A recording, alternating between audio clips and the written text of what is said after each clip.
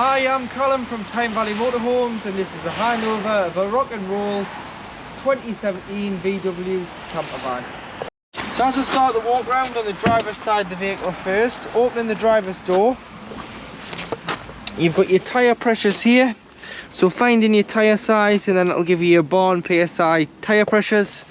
And then just in the corner here, you've got your bonnet release for releasing the bonnet, which we'll have a look under at the end of the video. Underneath here is a little grey pipe, just there, that one there, and that is your wastewater outlet for your sink in the kitchen.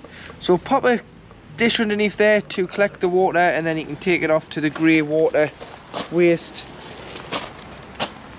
area. At the back here you do have your freshwater intake, so carry your hose pipe with some hose pipe connections, as it's just a brass tap on most sites. Pop the flat end into here. There is a key to open this, which is just in the van.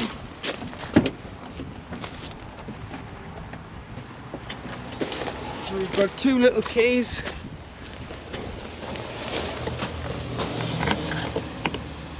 Lockable cap, put your hose pipe into there and fill until it either overflows or until you're happy you've got enough water on board. And this is about a 20-litre tank on a VW. To connect it with mains power, if you are charging it at home or if you are on a site, get your hooker blade, lift the collar, connect the van first, then the site, and do it in reverse order when unhooking, so that you're never walking around with a live lead. Over on the back with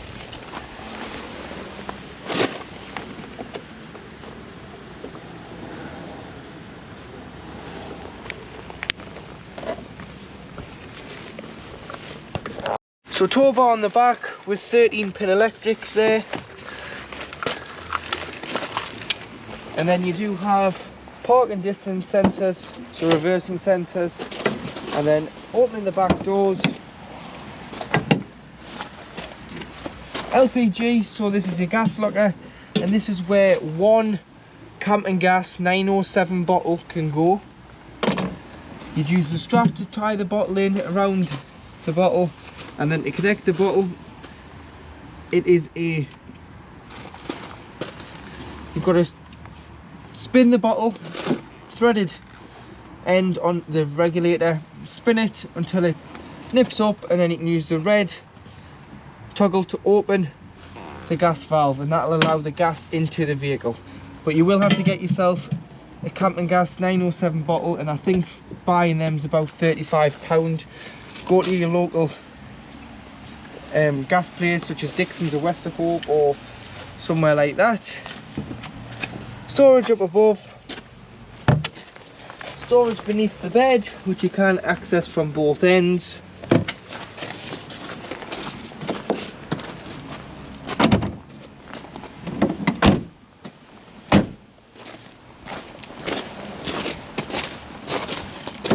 At the passenger door you do have your diesel, so just simply loosen the diesel cap off and fill with diesel fuel.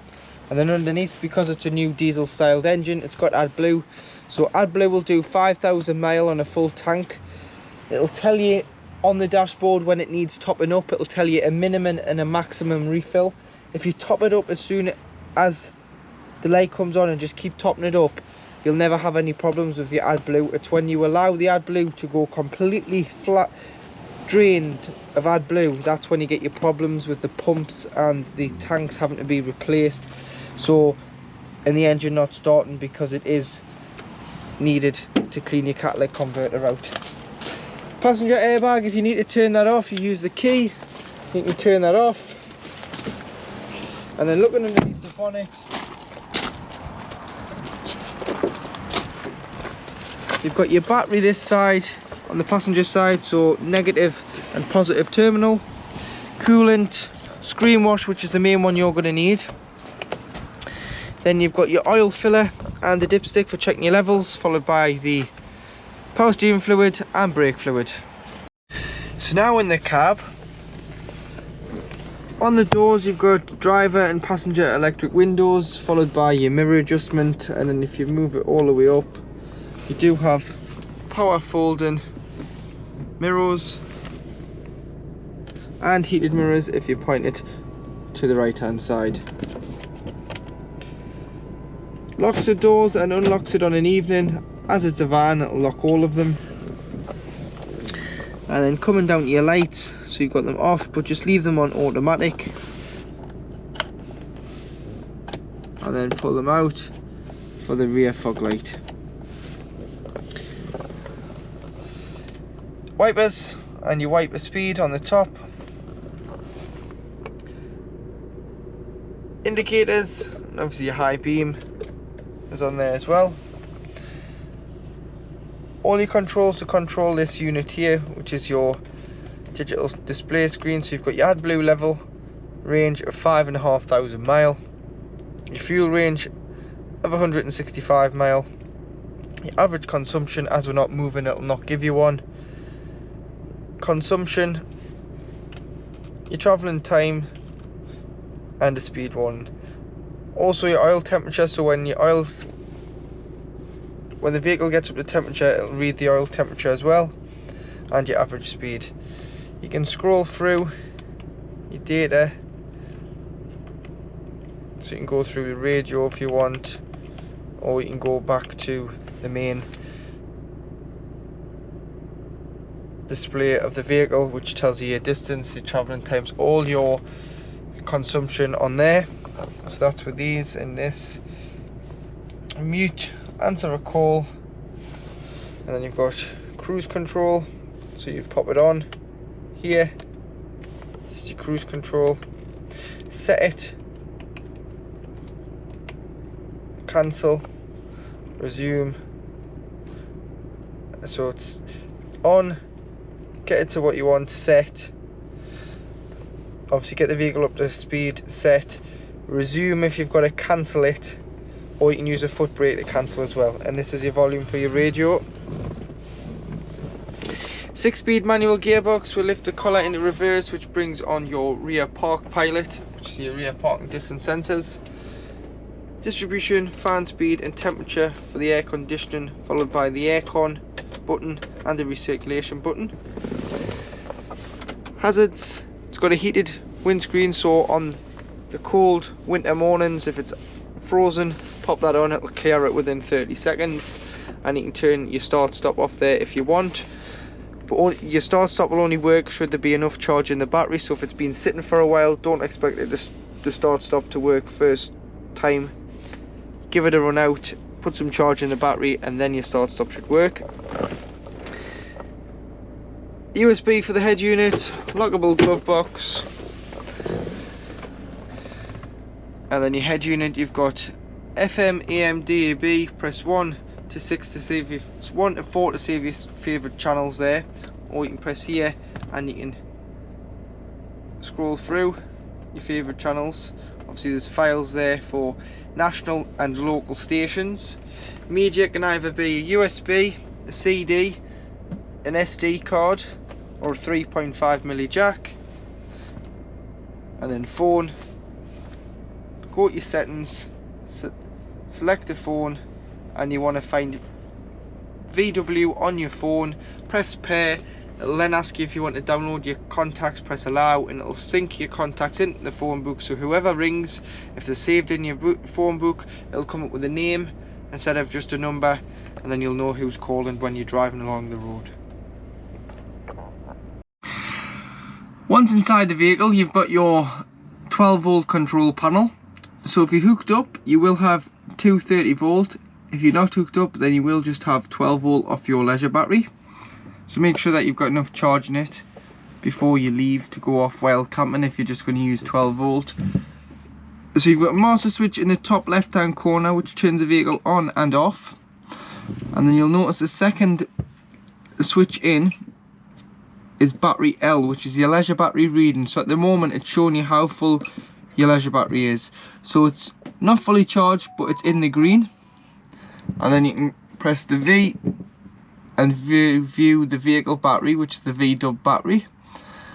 But always make sure that it's on battery L and not battery V, because that's the battery that the motorhome or the camper van side of it is going to use, and you don't want it to drain off your engine battery by using it for the diesel heater, the lights, the fridge and all that other bits and pieces. So do make sure that you do use the leisure battery, as that's the battery that was designed to power the fridge, the lights and the diesel heater.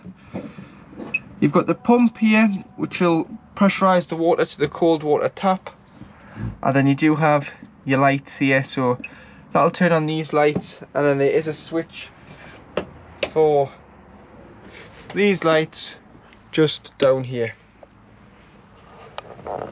Underneath you do have a 12 volt and twin USBs, followed by a double 230 volt socket, so when you're hooked up these will work. When you're not hooked up they won't work because you haven't got an inbuilt inverter on board. So in the kitchen area you do have a cold water fed tap, which is from your onboard freshwater tank. So make sure that the pump's on and you'll get a pressurized flow of cold water through there. And then for cooking you do have 2 gas rings which work off your gas bottle.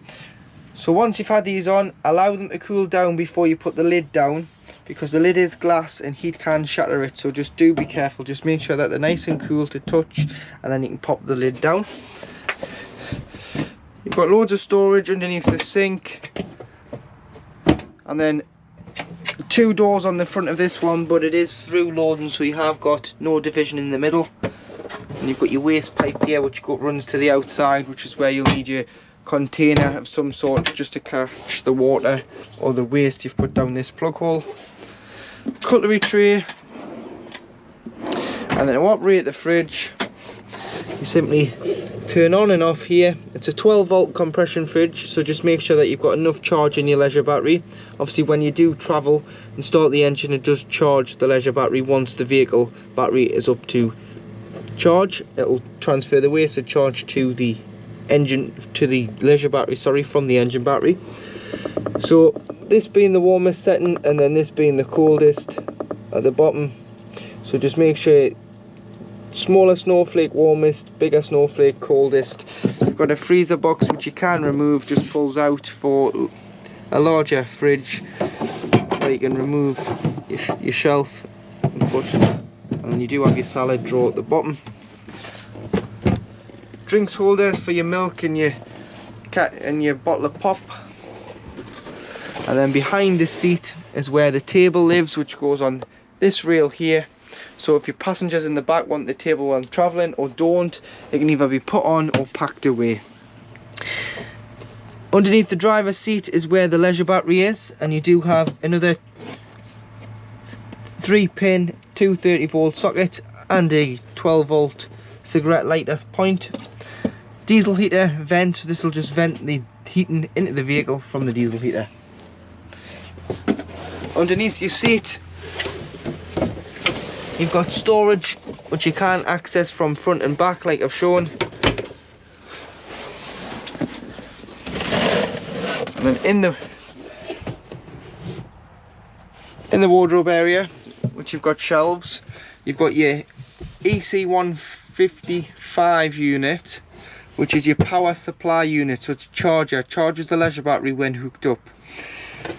So that'll light will illuminate once hooked up to mains power. But you do have your trips on here, so there's your trips. So if you've tripped the vehicle, make sure you try here before you try your main site, or if you're not receiving power, just press your trip tester and that'll see if it's your end or the main supply end. And then you do have all your fuses which are listed, so do carry some spare blade fuses with you, and you can replenish the fuse should the fuse blow.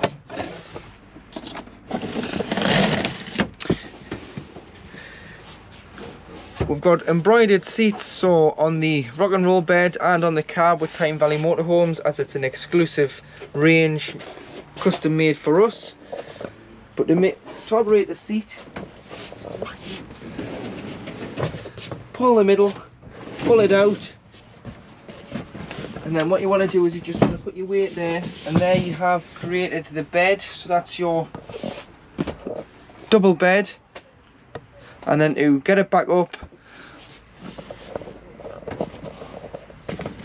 pull the strap and make sure that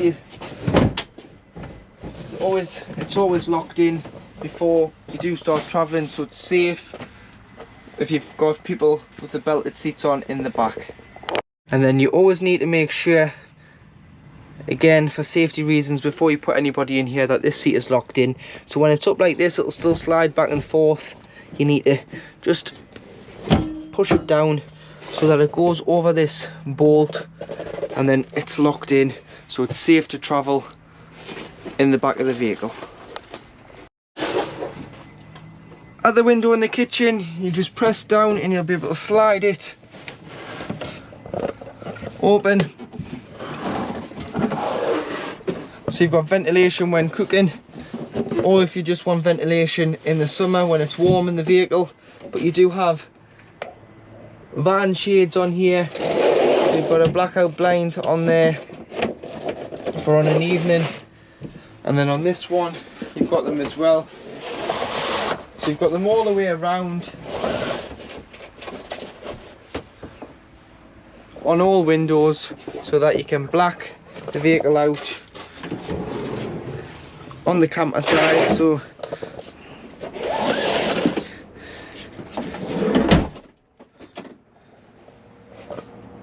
you'll just need a silver screen on the windscreen and side doors. So to create the extra 2 berth, as this is a 4 berth vehicle, you do have the bed board above, so it's on a 2 gas struts, which gives you more height when getting changed or walking around the vehicle. You're not banging your head. But when you're using it as beds, pull it down, and you do have another bed board to put a mattress on, and you can sleep another 2 people up here.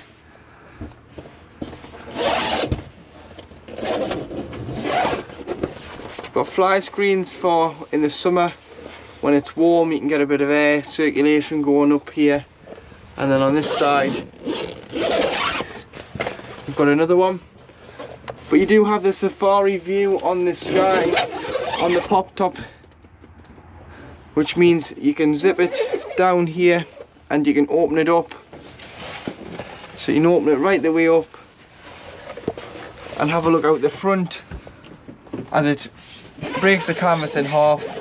You do have a large PVC window on the front of the skylight, in front of the pop top, for a good sky view. So when you're putting your roof down, you need to always make sure that you've got a door open, because it releases the pressure, and then it's easier to pull down. You want to clip this together, which just helps pull the canvas together. And then there's 2 handles, so pull down on the handles, bring it so far, and then you want to pull the canvas in on the sides and on the front, so that it doesn't get trapped between the roof and the structure of the van and rip or tension. And then you want to just tuck it back as you're pulling it down, and pull it down that further bit so it's right the way down. And then you've got your straps. Make sure your straps are on both sides.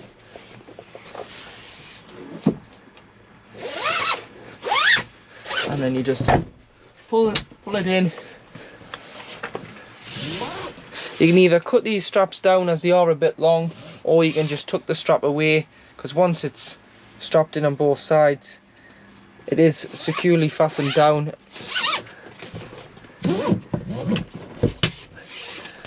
So just tuck that away, and then the good thing about this conversion is that you can, on most, you've got to look at the roof when driving, but on this one you've got a handy sliding false roof that covers the roof, and you wouldn't think there was a pop top on. because it gives a nice finish to the cab.